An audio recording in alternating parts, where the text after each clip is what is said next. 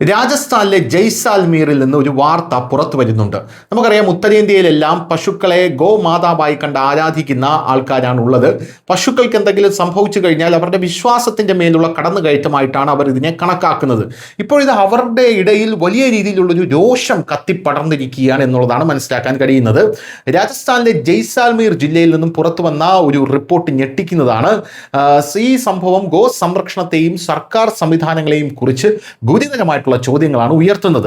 നഗരത്തിലെ നഗർ പരിഷത്ത് പ്രാദേശിക മാലിന്യ നിക്ഷേപ കേന്ദ്രത്തിൽ നിന്ന് 500-ലധികം ചത്ത പശുക്കളുടെ അഴുകിയ മൃതദേഹങ്ങൾ കണ്ടെടുത്തു എന്നുള്ളതാണ് പ്രധാനപ്പെട്ട ഒരു കാര്യം എന്ന് പറയുന്നത്.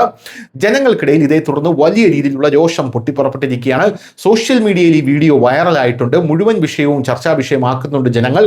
ഈ ഉത്തരവാദിത്തം ഏറ്റെടുക്കാൻ ഈ ഭരണകൂടത്തിന്മേലുള്ള സമ്മർദ്ദം ഇപ്പോൾ വർദ്ധിച്ചിരിക്കുകയാണ് എന്നുള്ളതാണ് മറ്റൊരു കാര്യം എന്ന് പറയുന്നത്.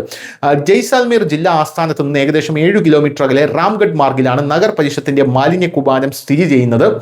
ഞായറാഴ്ച പുറത്തു വന്ന വീഡിയോയിൽ 500-ലധികം പശുക്കൾ ചത്തുകിടക്കുന്നത് തുറസായ സ്ഥലത്ത് കാണപ്പെട്ടു. വളരെ കാലമായി ചത്ത കന്നുകാലികളെ ശരിയായ രീതിയിൽ സംസ്കരിക്കുന്നില്ലെന്നും ഇതുകൊണ്ട് ഈ സാഹചര്യം ഉടലെടുത്തുവെന്നും പ്രദേശത്തുള്ളവരും പശുസ്നേഹികളും പറയുന്നുണ്ട്. എന്തായാലും ചത്ത കന്നുകാലികളുടെ സംസ്കരിക്കുന്ന ജോലി മുനിസിപ്പൽ കൗൺസിൽ അംഗീകൃത കരാറുകാരനെ ഏൽപ്പിച്ചതായി പറയപ്പെടുന്നു. എന്നാൽ സമയബന്ധിതമായി ജോലി ചെയ്യാത്തതിനാൽ ധാരാളം മൃതദേഹങ്ങൾ കുന്നുകൂടാൻ തുടങ്ങി.